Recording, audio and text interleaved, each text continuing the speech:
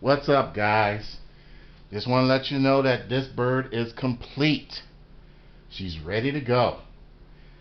Got everything installed, and as you can see, I have it on my balancer.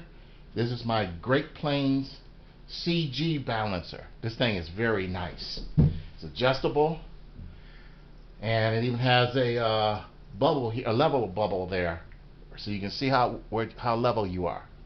Now the CG on this plane is set for 50 millimeter to 60 millimeter. I got mine set at 60 millimeters.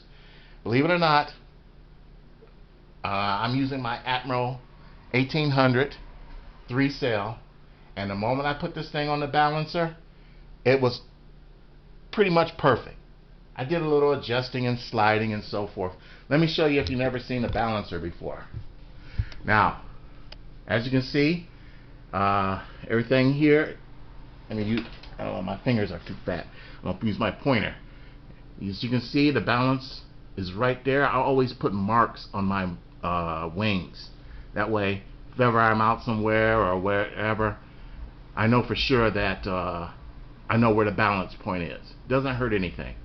But like you see, I got it on my Great Plains balancer, and she looks real good. Now, looking at the bubble at the top. Now I like to fly slightly nose heavy. I've been seeing a lot of guys on YouTube fly their planes tail heavy, and they wonder how they get that way. But I intentionally make mine nose heavy, so I don't have that problem with tail heaviness. Now as you can see the bubble, see, let me get a close-up shot of the bubble. It's slightly nose heavy. Now if I push it back where it's more tail heavy, you can see the bubble move forward. And in the middle right there is exactly balance. Perfect. But I made mine slightly nose heavy.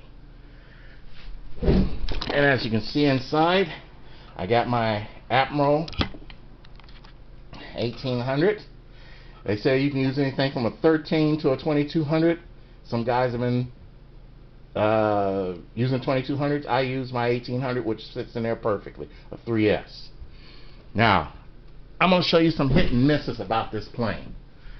Well, wait a minute. Yeah, let's go.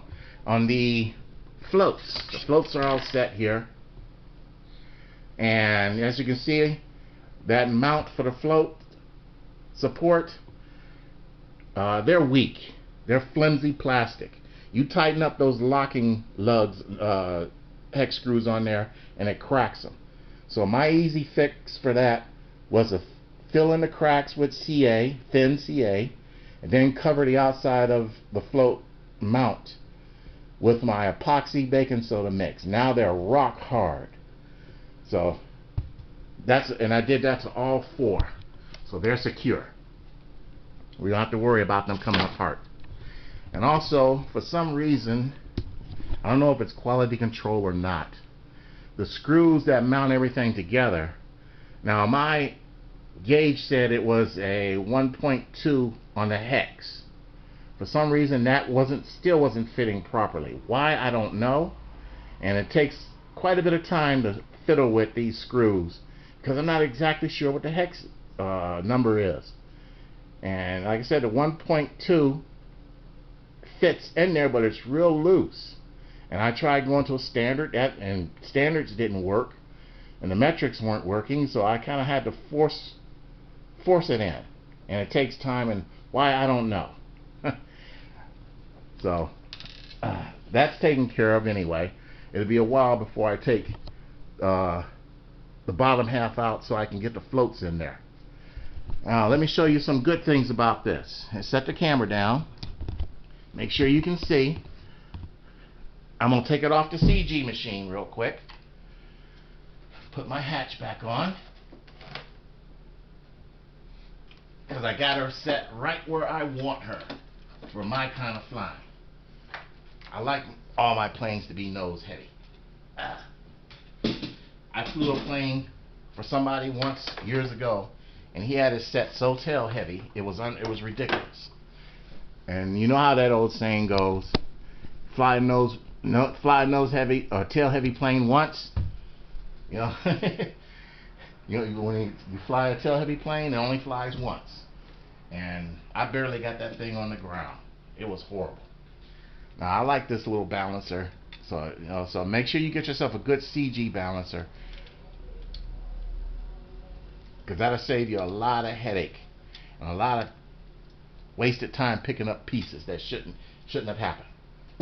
Now, one thing I like about this is the way it's so easy to get this thing apart. Let me show you. The supports here, just push it forward to slide it. Push it forward, comes out. Push forward, comes out.